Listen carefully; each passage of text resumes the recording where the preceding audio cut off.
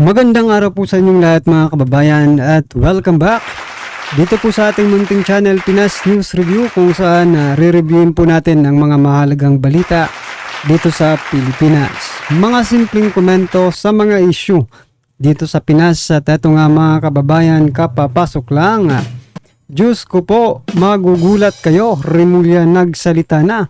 Senator Bato ex-PRRD DDS iyak sa nalaman. So yan mga kababayan, ang ating alamin at bibigyan ng komento mula po ito kay News PH.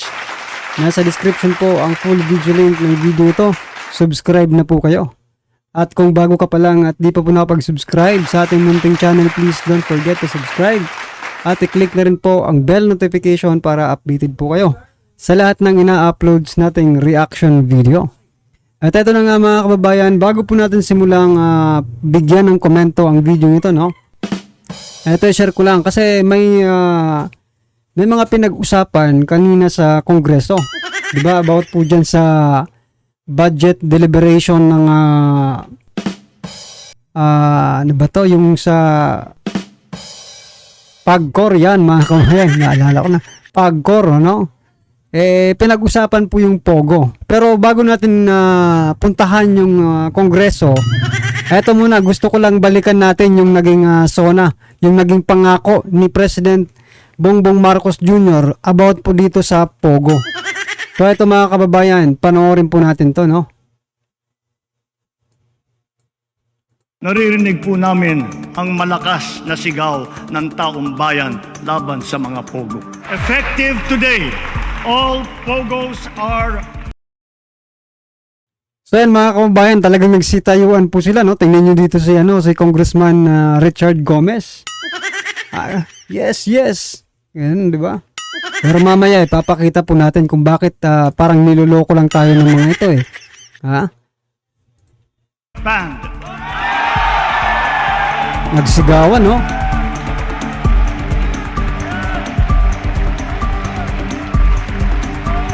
Grabe ang palakpakan.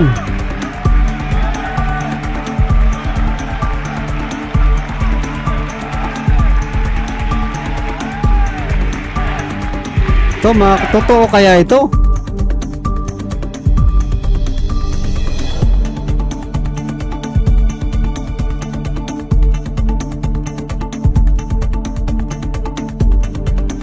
Disguising as legitimate entities, their operations have ventured into illicit areas furthest from gaming, such as financial scamming, money laundering, prostitution, human trafficking, kidnapping, brutal torture, even murder.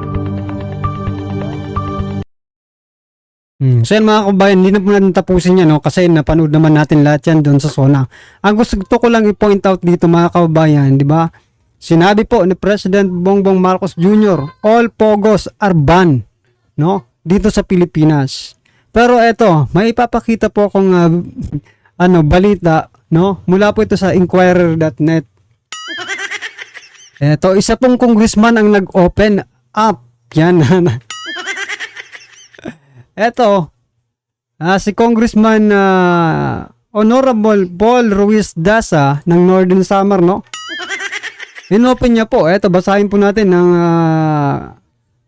yung balita. Oh, masyasyak talaga kayo eh. Ha? Eto. Eto, bago natin simulan basahin to, gusto ko lang pong malaman kung meron po bang parusa, no? Yung hindi sumusunod sa utos ng Pangulo. Kasi dito po nagsasuggest siya eh. Tingnan nyo. During the House bubulol na tayo. During the House of Representative budget briefing for PAGCOR, Northern Samar Representative Raul Daza asked PAGCOR Chair Altenco if it is possible for the agency to come up with an upgraded version of POGOs. Nako. That is leveled up and free from bad elements. So yan mga kababayan. Ito po bang pagsasuggest ni Representative Daza ay pagtuligsa po ba ito doon sa utos ng Pangulo? Or gusto nyo lang lituhin ang taong bayan at gusto nyong palitan lang yung pangalan ng Pogo? Kasi tingnan nyo, to this, Tenko Ho revamped the Pogo system and rebranded them as IGLs, no? When he assumed chairship of the agency. So yan mga kababayan, ano pong masasabi nyo? Huwag na natin basahin lahat to. Total, nabasa naman natin yung at gusto nilang iparating sa taong bayan, no? Na mukhang babaguhin lang nila eh, di ba? Sabi upgraded version of Pogo. Ano po ba yung gusto nilang mangyari? Wala nang free from the bad elements. Talaga bang masisigurado nyo? Di ba? Masisigurado nyo po ba na wala nang bad elements yan? Sinabi na nga po ng Pangulo na iban na yan eh. Yung mga pataas-tas ng kamay, Richard Gomez, si Congressman Richard Gomez, no? Bakit hindi mo supalpalin ito? Total, dito rin naman yun sa Samar eh. Diba? Northern Samar. Ang nire-representa po ni Congressman Gomez ay Leyte po yata, no? Leyte ba? Or Ormoc, yan, Ormoc. Yan. Di ba? Magkaisang island lang kayo ni Representative Congressman Dasa. Bakit hindi mo ito supalpalin? Di ba? Pataas-taas ka pa ng kamay. Yes! Yes! Di ba? Pero eto, kasamahan nyo sa Kongreso. Gustong i-upgrade lang yung Pogo. Naglulukuhan yata tayo dito. Tapos, mababalitaan natin, approve na ito. Mababalitaan natin na ayan na naman pala yung Pogo. Paano yan, Mr. President? Sinusuway ka nitong congressman na ito. Kaya nga tinatanong ko kanina kung mayroon bang kaparusahan ang pagsuway sa utos ng Pangulo. Kung mayroon, parusahan nyo na to. Sinusuway kayo eh. Gusto lang i-upgrade yung pinababan ninyong Pogo, gusto niyang i-upgrade. Diba? Niloloko na naman ang taong bayan eh. Nako, mga karabinatan. Kayo po ba? Ano sa palagay nyo? Baka magising lang tayo isang araw, upgraded ng Pogo. Buti pa yung Pogo, na-upgrade nila, no? Yung mga, sa bagay, hindi naman dito pwedeng pag-usapan yung flood control, no? Hindi po eh. Pero yung PCSO, no? Pwede siguro pag-usapan dito yung PCSO kasi pagkor eh. Wala bang upgraded investigation about Lotto? May nanalo na naman eh. May nanalo na naman po. Yan ang totoo. 30 million yata yun eh. Yan mga karibin natin, ano po sa palagay nyo? Dapat bang, yan nga po yung title, yung yung sa thumbnail sa taas, no? Dapat parusahan. Sa palagay nyo po ba, dapat parusahan ang congressman na ito? Sa pagsuway sa utos ng Pangulo. Nako po. So ito na mga kababayan, sama-sama at sabay-sabay po natin pakinggan. Panoorin at bigyan ng komento ang video ito. Ito na po.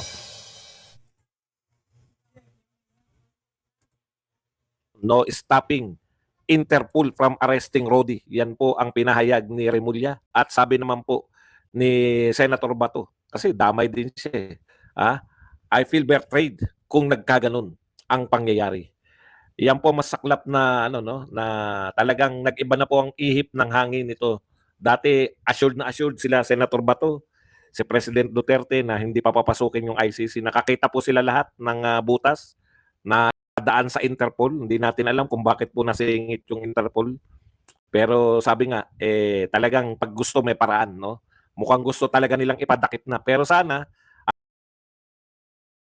ang iniisip ninyo mga leaders ay yung kapakanan na nakakaraming Pilipino. Kasi ngayon pa lang sasabihin na natin na hindi naman papayag. Nakita niyo yung mga maisog na rally. Yan po, hindi naman po, nagrarally lang. Tapos ipapahuli lang si Tatay Digong ng ganun-ganun. Stopping Interpol from arresting Rudy. Alam niyo nakakatakot tong mga ganito, yung mga pronouncement. Kasi dati sure na sure tayo. Sinasabi ni Remulla noon, hindi na tayo miyembro ng ICC. Paliwanag lang natin noon Ang sinasabi ni Remulla noon, hindi na tayo miyembro ng ICC, kaya hindi na tayo makikipagtulungan. Yan yung official eh. Paulit-ulit din po dyan si Pangulong Marcos para nabubwisit na nga pag tinatanong. Pero bakit parang ngayon may iba ng kwento? Meron ng Interpol. Di ba? Interpol na. Alam po ninyo, ipapasok nyo yung Interpol. Maling-mali po talaga. Bakit? International Police. Bakit po papasok dito yung International Police? Di ba? Kailan po pumapasok yan? Sa pagkakaalam ko, pasensya na kayo, hindi ako abogado. Pero sa pagkakaalam ko, itama na lang tayo ng mga abogado. Papasok lang yung Interpol pag yung wanted sa atin tumakas sa Pilipinas, pupunta siya sa ibang bansa. Doon papasok yung Interpol. Tama po? Paano papasok yung Interpol? Narito yung huhulihin sa Pilipinas o yung suspect na taga-Pilipinas. Ang biktima, di umano'y biktima, yung mga nagrereklamo, taga-Pilipinas. Ang krimen sa Interpol kasi So yan mga kababayan, sa palagi ko tama rin dito si Sir Badong, no? Dapat papuntahin nyo muna sa ibang bansa si Senator Bato, si former President Duterte, no? Tapos utusan nyo po yung Interpol na arrestuin sila sa ibang bansa dahil nagtatago nga, di ba? O kahit hindi nagtatago, papuntahin nyo lang. Para naman may rason po yung Interpol na arrestuin, di ba? Sa labas. Meron naman tayong mga pulis dito sa Pilipinas Kaya dyan naman po papasok yung ating sarili, no? Sariling justice system. Walang Interpol, pulis po ang utusan. Ngayon, kung gusto nyo pong kasuhan si PRRD, kasuhan nyo na po muna dito sa Pilipinas. Wala ngang nagkakaso sa Pilipinas No, paano pa dadalhin sa Interpol? Di ba? Mapapahiya lang kayo. Kasi mismong sa ating bansa walang kaso. Di ba? Tapos pupunta agad kayo sa Interpol. Dapat convicted muna. Diba? Dapat maipakita kayong papeles sa Interpol na convicted talaga. Itong si PRRD, Senator Bato at yung iba pa. Bago sila gumawa ng aksyon. Diba?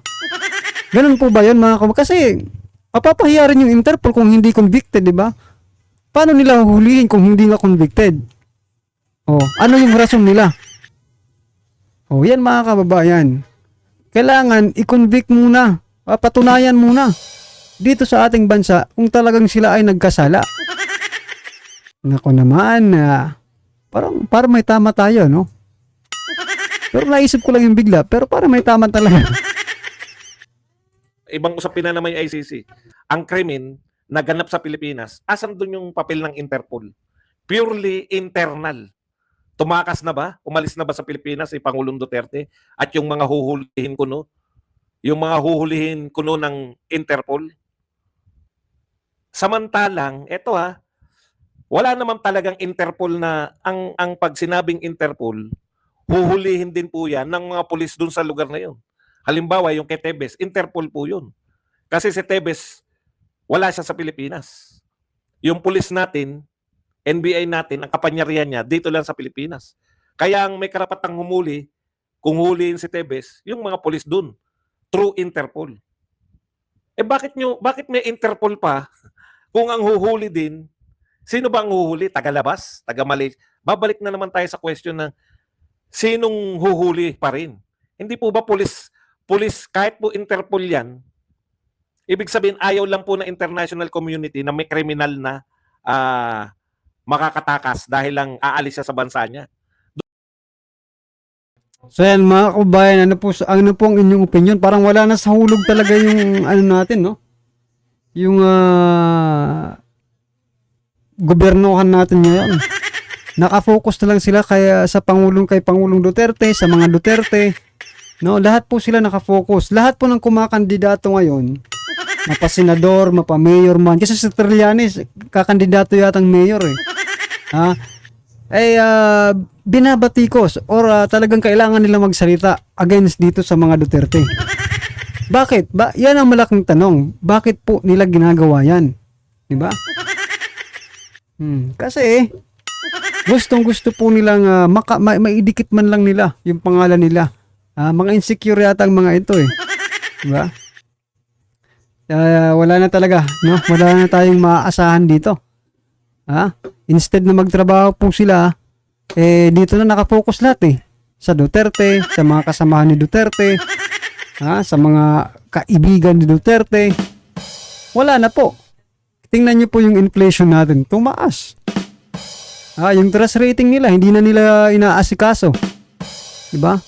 Kasi kung ikaw ay, 'di ba, kung ikaw ay isang opisyal ng isang bansa, 'di ba? Tapos yung trust rating mo bumababa.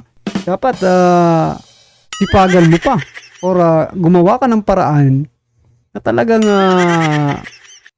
makita ng taong bayan na talagang sincere ka sa mga sinasabi mo. Pero kung talagang yan lang ang paraan ninyo, no? Siguro pag ang iniisip nyo ba kung maipakulong ninyo ang mga Duterte, tataas na ang trust rating ninyo? Baka maging zero yan. Diba? Well, anyway mga kababayan, ano man po ang inyong reaksyon patungkol po sa video ito, ay comment lang po sa baba. Para malaman po ng ating mga kababayan ang inyong pong opinion patungkol po dito. Right? Maraming salamat po.